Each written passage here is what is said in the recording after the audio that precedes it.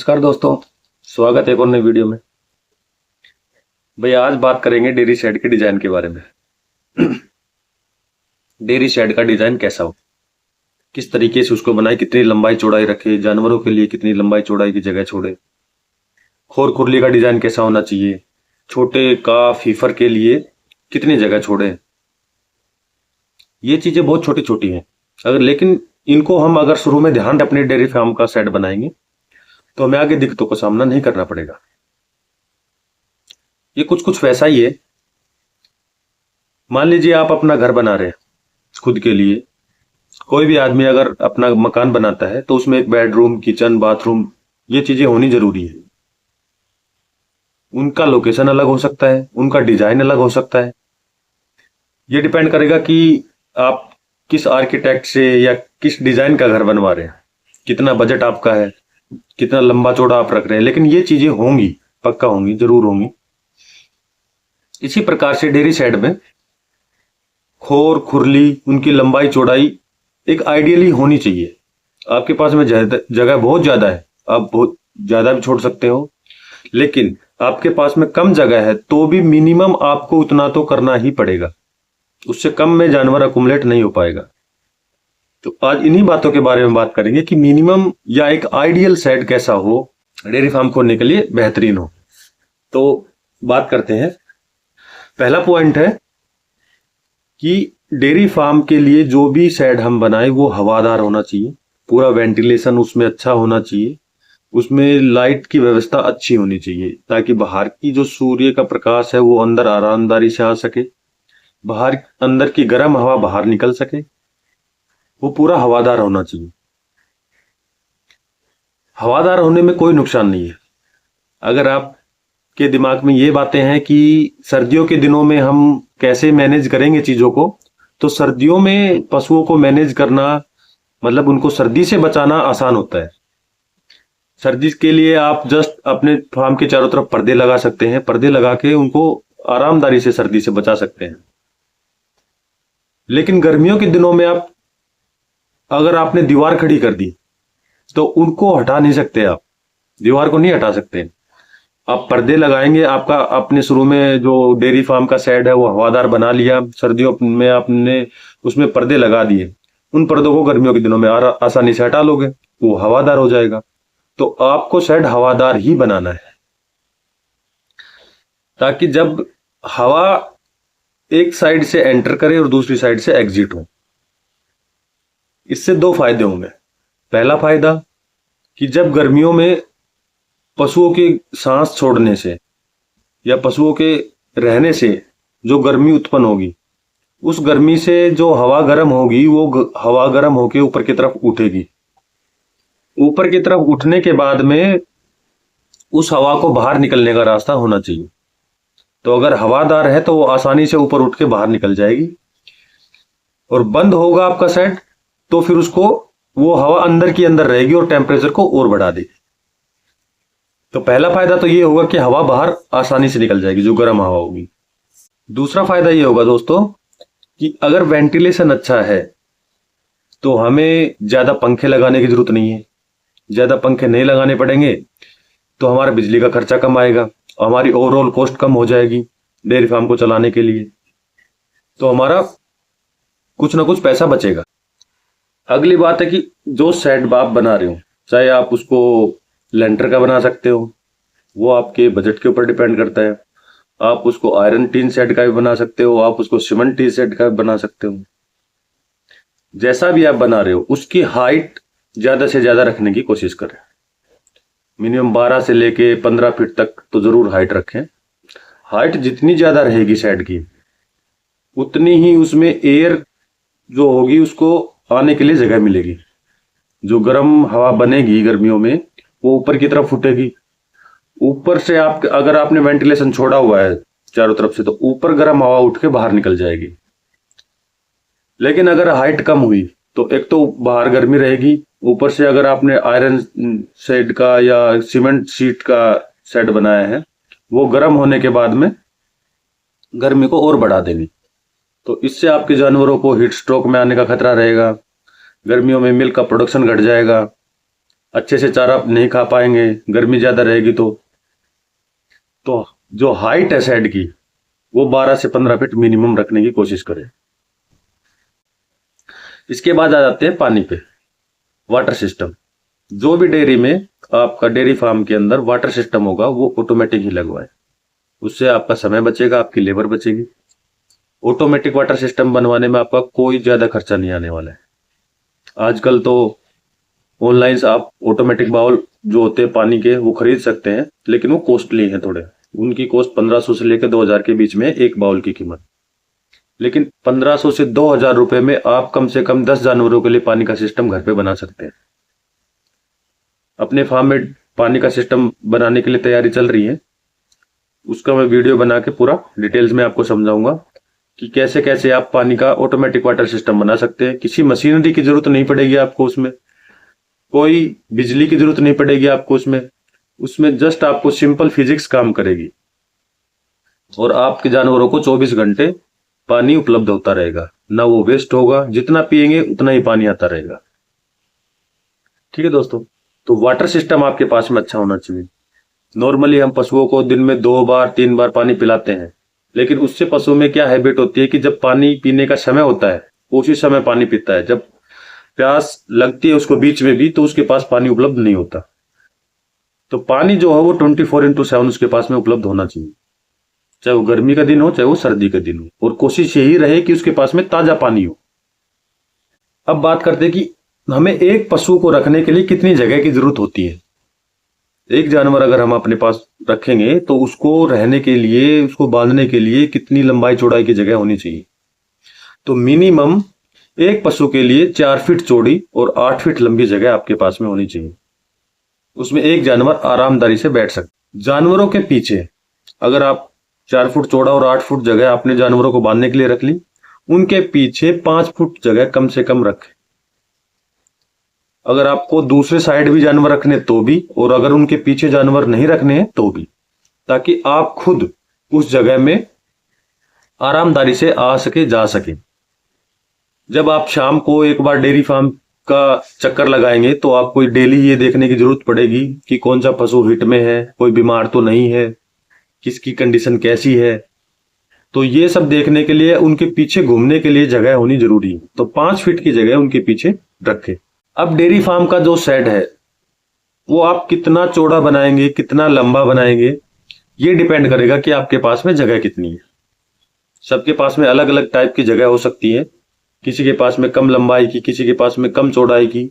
तो आप उस हिसाब से अपना डेयरी फार्म तो खुद तय करें कि हमें कितना बनाना है, कि एक के पीछे एक जानवर बांधने वाला बनाना है कि साइड बाय साइड बांधने वाले बनाने हैं, लंबा ज्यादा बनाना है कि चौड़ा ज्यादा बनाना है। लेकिन एक जानवर के लिए आइडियली इतनी जगह की जरूरत हमें पड़ती है। जो छोटे काफ होते हैं उनके लिए आप 5 फीट चौड़ी जगह रख सकते हैं। लंबाई में भी आप 3 फीट या 4 फीट तक की जगह छोड़ सकते हैं और 5 फीट लंबी जगह में वो आरामदारी से आ जाएंगे। जब आपको वो थोड़े से 1 साल के 1.5 साल के हो जाते हैं, जब हीफर की कैटेगरी में आ जाते हैं, तो हीफर के लिए भी आप आइडियली उतनी ही जगह छोड़ दें जितनी आप एक बड़े जानवर के लिए छोड़ते हैं, 4 फुट चौड़ा 8 फुट लंबा, ताकि हीफर के लिए बार बार हमें जगह बदलने की जरूरत ना पड़े। या आप ऐसा कर सकते हैं कि हीफर और छोटे काफ के लिए एक कॉमन जगह बना दे, उसमें कोई ऐसा स्पेस ना हो बांधने वाला, उनको खुला छोड़े, उनको चारों तरफ से बाड़ लगा के या आयरन रोड से कैसे भी कवर कर दें ताकि वो बाहर ना निकल सके, और बाड़े टाइप का उसके अंदर आप उसको छोड़ दें और वो चारा पानी खा पी के आराम से बैठ जाए। दूसरी बात है उनकी खोर या खुरली की, जिसमें जानवर चारा चरेंगे, उसकी लंबाई चौड़ाई कितनी होनी चाहिए। तो दोस्तों उसकी चौड़ाई कम से कम 2.5 से 3 फीट की रखें आप। अगर आपको फार्म बड़ा करना है, आप किसी लेवल पे जाना चाहते हैं, तो जब आप टीएमआर मशीन चलाएंगे, जब आपके पास में ज्यादा पशु होंगे, तो डेयरी फार्म में सबसे बड़ी दिक्कत आती है लेबर की। तो लेबर की समस्या को कम करने के लिए आपको मशीन लेके आनी पड़ेगी, और मशीन चलाने के लिए आपको जगह की जरूरत पड़ेगी। तो जब टीएमआर मशीन चलेगी, टीएमआर मशीन होती है टोटल मिक्स्ड राशन बोलते हैं टीएमआर को, उसमें आप एक साथ सब पशुओं का चारा डाल सकते हैं। वो पूरा उसको मिक्स करके एक मिक्स्ड राशन बना के उसको पशुओं के सामने डालने का काम करेगी। वो ट्रैक्टर से चलने वाली मशीन होती है, तो ट्रैक्टर चलाने के लिए भी आपको उस हिसाब से सोच के चलना है कि अगर हम इन फ्यूचर TMR मशीन भी लेके आएंगे तो उसको चलाने के लिए हमारे पास में 10 फीट की जगह कम से कम हो। जो खोर खुरली होगी उसकी 2.5 से 3 फीट की चौड़ाई होनी चाहिए, ताकि जब TMR मशीन उसमें चारा डाले तो वो बाहर ना गिरे। दूसरा, जब आपके जानवर ज्यादा हो जाएंगे तो आप एक साथ उनको पूरा राशन फीड कर सकते हैं, पूरे दिन का भी फीड कर सकते हैं। तो अगर उनकी चौड़ाई ज्यादा है तो उसमें ज्यादा राशन अकुमुलेट होगा, आप उनको एक बार फुल करके भर के उनको पूरा दिन का राशन दे सकते हो। आपको बार बार चारा डालने की जरूरत नहीं पड़ेगी, इससे आपका समय बचेगा। अगली बात है कि अगर आपने जो शेड बनाया है उसके अंदर जो पिलर्स या पाइप यूज की है, तो वो अगर आप खोर या खुरली के अंदर या आसपास लगवा रहे हैं तो कहाँ पे लगवाए। ये चीजें बहुत छोटी सी है, लेकिन ये ध्यान में रखनी पड़ेगी आपको। एक तो वो खोर या खुरली के बीचों बीच ना हो। अगर वो बीचों बीच होगा तो पशुओं को चारा चढ़ने में दिक्कत होगी। और वो जिस साइड में आपके पशु बंध रहे हैं उससे अपोजिट साइड में भी ना हो। जो खुरली होगी उसके 2 किनारे होंगे। मान लो इस साइड में आपके पशु बंध रहे हैं तो इस वाले किनारे पे नहीं होनी चाहिए, वो इसी किनारे पे होने चाहिए जिस साइड में आपके पशु बंध रहे हैं। क्योंकि दूसरे किनारे के साइड में जब TMR मशीन चलेगी तो वो इधर से खाना आरामदारी से उसमें डाल सकती है, उनके बीच में पिलर या पाइप्स नहीं आएंगे। और इस साइड में जिस साइड में आपके पशु बंध रहे हैं उस साइड में अगर पिलर्स हैं या पाइप्स हैं तो पशु उसको हट के चारा चर सकते हैं आरामदारी से, लेकिन TMR मशीन आरामदारी से नहीं चलेगी। तो वो जो पाइप्स हैं वो आपको पशुओं की साइड में ही रखने हैं। अगली बात यह है कि आप अपने डेयरी फार्म के चारों साइड तरफ में मच्छर मक्खियों के एंटर करने के लिए भी बंदोबस्त करवा के चले। आपने खुला छोड़ दिया, अच्छी बात है, या तो फिर आप उसमें मॉस्किटो रिपेलर या फिर अलग अलग प्रकार की दवाइयां यूज करें मक्खी मच्छरों को भगाने के लिए। क्योंकि जितने ज्यादा मक्खी मच्छर आएंगे उतनी ज्यादा गंदगी फैलेगी। जितनी ज्यादा गंदगी फैलेगी आपके डेयरी फार्म में उतने ज्यादा आपके पशु बीमार होने के चांसेस बढ़ेंगे। तो उसके लिए आप या तो आयरन की जो जाली आती है, लोहे की जाली जो आती है, या तो उसको चारों तरफ अपने फार्म के लगवा ले, ताकि एक परमानेंट सॉल्यूशन हो। मक्खी मच्छर आपके फार्म में एंटर ना करे, बीमारी आपके फार्म में एंटर ना करे। अगली बात है, अगर आपके पास में जगह अच्छी है, खासी है, आप किसी खेत में या बाहर खुले में अच्छा डेयरी फार्म बनाना चाहते हैं, तो उसकी डायरेक्शन कोशिश करें कि ईस्ट से वेस्ट साइड में हो, पूर्व से पश्चिम की तरफ में हो। अगर इस डायरेक्शन में आप डेयरी फार्म बनाएंगे, डेयरी शेड बनाएंगे, तो जो धूप होगी वो दिन के समय में कम से कम आपके फार्म के अंदर घुसेगी। और गर्मियों में जितनी कम से कम धूप आपके डेयरी फार्म के अंदर तक पहुंच पाएगी उतनी कम गर्मी होगी। अगर आपने उत्तर से दक्षिण की डायरेक्शन में अगर बनवा लिया तो मैक्सिमम टाइम आपके डेयरी फार्म के अंदर धूप रहेगी, और ज्यादा समय धूप रहने के कारण गर्मी भी ज्यादा बढ़ेगी। तो कोशिश करें कि उसकी जो दिशा है वो पूर्व से पश्चिम की तरफ हो। अगली बात है कि मान लीजिए आपके पास में बजट कम है, आपने शुरुआत में छोटा डेयरी फार्म बनाया है, लेकिन आपके एक एम है, आपने शुरू में सोच लिया है कि कितने जानवर रखने, कितना बड़ा बनाना है, तो आप उसका डिजाइन उसी प्रकार से बनाएं, बड़े को सोच के बनाएं छोटा, लेकिन उसकी लंबाई चौड़ाई उसी हिसाब से बनाएं। TMR के लिए जगह छोड़े, प्रॉपर पशुओं के बांधने के लिए जगह छोड़े, खोर खुरली की चौड़ाई उतनी ही रखें, ताकि जब फ्यूचर में आपको डेयरी फार्म बड़ा करना पड़े तो आप उसी फार्म को आगे की तरफ एक्सटेंड कर सके और बड़ा कर सके और जानवर बढ़ा सके।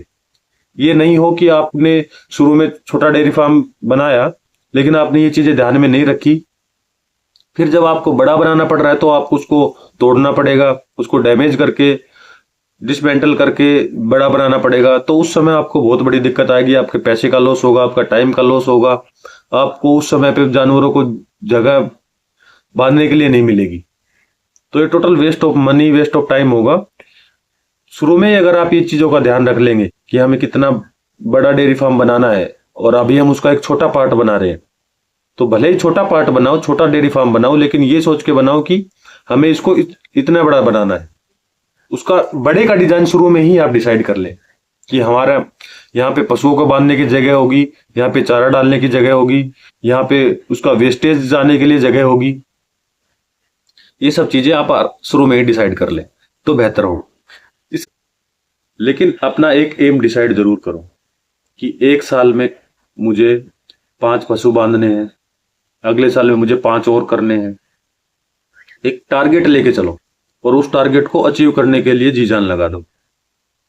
जब तक आपके पास टारगेट नहीं होगा, आपने 2 पशु बांध रखे हैं, उनसे खर्चा पानी चल रहा है, आप जो उनसे पैसा मिल रहा है उनको आप यूज करते रहेंगे छोटे मोटे कामों में, और अपने डेयरी फार्म को कभी बड़ा नहीं कर पाओगे। तो एक एम लेके चलें कि हमें इस लेवल तक लेके जाना है, और उसी लेवल को ध्यान में रखते हुए शेड का निर्माण शुरू करें कि हमने 100 पशु करने हैं, 20 पशु करने हैं, 50 पशु करने हैं, 10 पशु करने हैं, कितने भी करने हैं। आज हमारे पास सिर्फ 2 हैं लेकिन हमें करने इतने हैं, तो उसके हिसाब से आप शेड का डिजाइन शुरू करें। शुरू में भले ही अगर आप शुरू में 2 पशु लेके आएंगे, 3 महीने बाद आप 2 और लेके आने पड़ेंगे, तो आप कम से कम इतना बड़ा शेड जरूर बना ले शुरुआत में, मेरी माने तो, कि आपके पास में 5 से 10 पशु आराम से अकुमुलेट हो जाए बिना किसी दिक्कत के। तो आपको हर 2 महीने में 3 महीने में डेयरी फार्म के जो शेड है उसको बनाने की जरूरत नहीं पड़ेगी। वो एक टाइम वेस्ट ही है। अगर आपने एक बार में सही बना लिया अच्छे से, तो फिर आप आराम से पशु उसमें ऐड करते रहेंगे। हाँ, जब वो फुल हो जाएगा तब आप उसको एक्सटेंड कर सकते हो। तो ये थी दोस्तों जितनी भी हमें पता थी उसके हिसाब से डेयरी फार्म में जो शेड बनाना है उसके लिए बातें। अगर इन बातों को अगर आप ध्यान में रखेंगे तो आपका नुकसान कम से कम होगा, शेड आपका बेहतरीन बनेगा। तो इसी के साथ हम अपनी वाणी को विराम देते हैं। धन्यवाद। अगर आपको हमारी वीडियो अच्छी लगे तो हमारी वीडियो को लाइक करना, अपने दोस्तों को शेयर करना, हमारे चैनल को सब्सक्राइब करना, और ज्यादा से ज्यादा कमेंट करके बताएं कि आपको हमारी वीडियो कैसी लगती है। आप कमेंट बहुत कम करते हैं दोस्तों, तो कम से कम हमें मोटिवेशन मिले इसके लिए आप कमेंट जरूर कीजिएगा कि आपको अच्छी लगती है, बुरी लगती है, आपको कोई परेशानी, अगर कोई सवाल जवाब भी करने हैं तो आप कमेंट्स में पूछ सकते हैं। अगर आपका वैलिड सवाल होगा तो हम उसका जवाब देने की पूरी कोशिश करेंगे। धन्यवाद।